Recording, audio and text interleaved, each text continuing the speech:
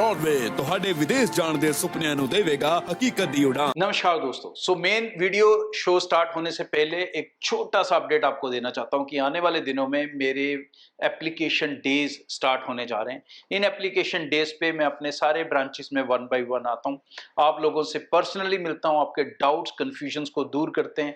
चाहे आपने अभी ब्रॉडवे के साथ अप्लाई करना है या कहीं और से भी अप्लाई करना है या ऑलरेडी ब्रॉडवे के साथ अप्लाई किया हुआ और किसी तरह की भी आप दिक्कत फेस कर रहे हैं, तो आप मेरे साथ पर्सनली मिल सकते हैं। अपनी अपॉइंटमेंट्स टीम से बनाना शुरू कर दें और अपनी डाउट्स और कंफ्यूजन्स को लेकर रेडी हो जाएं। एक बार टीम से प्री कंसल्ट कर लें और फिर टेंशन फ्री होकर ब्रॉडवे के साथ एप्लीकेशन डे पे अप्लाई कर लें। Thank you. नमस्कार दोस्तों, मैं अमरशेद, ब्रॉडवे इमिग्रेशन सर्विसेज से लगातार कोशिश रहती है कनाडा को लेके हर लेटेस्ट इंपॉर्टेंट अपडेट आपसे शेयर करते रहें। कनाडा की तरफ से कुछ गुड न्यूज और कुछ बैड न्यूज। गुड न्यूज में यह है कि कनाडा के इमिग्रेशन IRCC रिपोर्ट जो उन्होंने सामने दी थी पिछले दिनों, जिसमें उन्होंने बताया कि तकरीबन 2,35,000 लोग पिछले साल के मुकाबले कम आए हैं। ये डेटा उन्होंने जनवरी से लेके जुलाई तक का 2025 का 24 के साथ कंपेयर किया, जिसमें से तकरीबन 98,000 कम स्टूडेंट गया है और 1,35,000 से कम वर्क परमिट होल्डर गए हैं। और इसके साथ उन्होंने जो अच्छी चीज कही है कि उनका जो प्रायोरिटी फोकस है वो फोकस है कि जो लोग ऑलरेडी कनाडा के अंदर टेम्पररी रेजिडेंस के ऊपर हैं, चाहे वो वर्क परमिट के अंदर हैं, स्टूडेंट वीजा के अंदर हैं या किसी के पास दोनों तरह की परमिशंस हैं, उन लोगों को कैसे परमानेंट किया जाए, कैसे उनको PR की तरफ ले जाया जाए। तो जो स्टूडेंट्स वहां पर हैं उनकी इस समय जो प्रायोरिटी रहनी चाहिए वो रहनी चाहिए अपने CRS स्कोर को कंप्लीट करने की। जिस तरह से भी आप कंप्लीट कर सकते हैं, कोई फ्रेंच करके कर सकता है, कोई IELTS का स्कोर बढ़ा के कर सकता है, कोई स्पाउस के साथ कर सकता है, तो कोई सिंगल में पूरे कर सकता है पॉइंट। मतलब ये आपकी कोशिश रहनी चाहिए। और ड्रॉज भी अब ज्यादा दिखेंगे आने वाले दिनों में, ड्रॉज की गिनती भी बढ़ती जा रही है, CRS स्कोर भी पहले से कम होता जा रहा है, तो चीजें आपकी बेहतरी की तरफ चलेंगी। लेकिन बिल्कुल इस तरह से PR नहीं खुलेगा कि हर कोई ले ले, तो थोड़ी मेहनत आपको भी करनी पड़ेगी, क्योंकि ये प्रोसेस 2-3 साल तो चलेगा कम से कम, क्योंकि सभी लोग आज की डेट में एलिजिबल नहीं है, कोई आने वाले टाइम में एलिजिबल होंगे।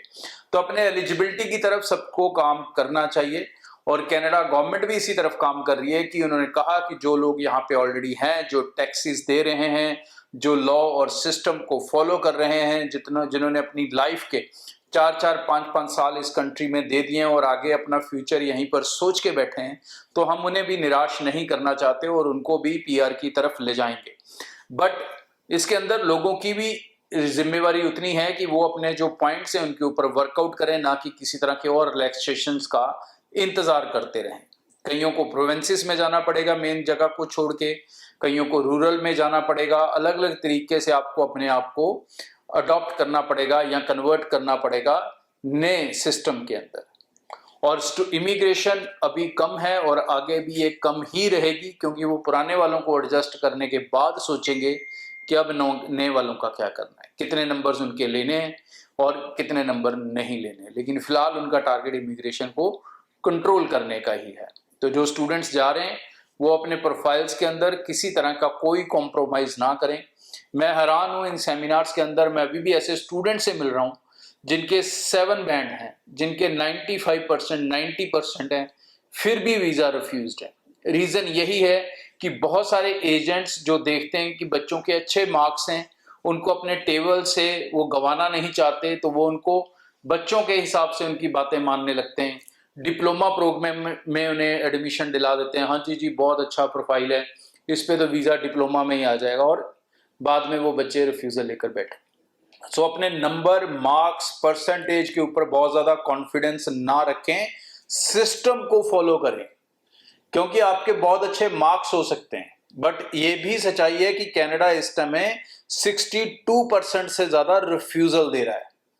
और ये रिफ्यूजल सिर्फ कोई बुरे प्रोफाइल्स की नहीं आ रही, ये उन सब बच्चों की आ रही है जो अच्छा प्रोफाइल होते हुए भी छोटे मोटे कोर्सेज में जाने की कोशिश कर रहे हैं।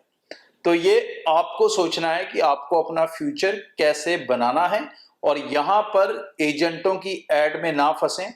सिस्टम के साथ रहेंगे तो किसी से भी अप्लाई करेंगे वीजा लगेगा।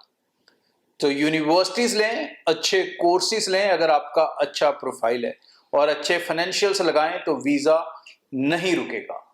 नमस्कार। छोटा सा अपडेट आपको देना चाहता हूं कि आने वाले दिनों में मेरे एप्लीकेशन डेज स्टार्ट होने जा रहे हैं। इन एप्लीकेशन डेज पे मैं अपने सारे ब्रांचेस में 1 बाय 1 आता हूं, आप लोगों से पर्सनली मिलता हूं, आपके डाउट्स कन्फ्यूजन्स को दूर करते हैं। चाहे आपने अभी ब्रॉडवे के साथ अप्लाई करना है या कहीं और से भी अप्लाई करना है, या ऑलरेडी ब्रॉडवे के साथ अप्लाई किया हुआ और किसी तरह की भी आप दिक्कत फेस कर रहे हैं, तो आप मेरे साथ पर्सनली मिल सकते हैं। अपनी अपॉइंटमेंट्स टीम से बनाना शुरू कर दें और अपनी डाउट्स और कंफ्यूजन्स को लेकर रेडी हो जाएं। एक बार टीम से प्री कंसल्ट कर लें और फिर टेंशन फ्री होकर ब्रॉडवे के साथ एप्लीकेशन डे पे अप्लाई कर लें। Thank you. ब्रॉडवे ਤੁਹਾਡੇ ਵਿਦੇਸ਼ ਜਾਣ ਦੇ ਸੁਪਨਿਆਂ ਨੂੰ ਦੇਵੇਗਾ ਹਕੀਕਤ ਦੀ ਉਡਾਨ।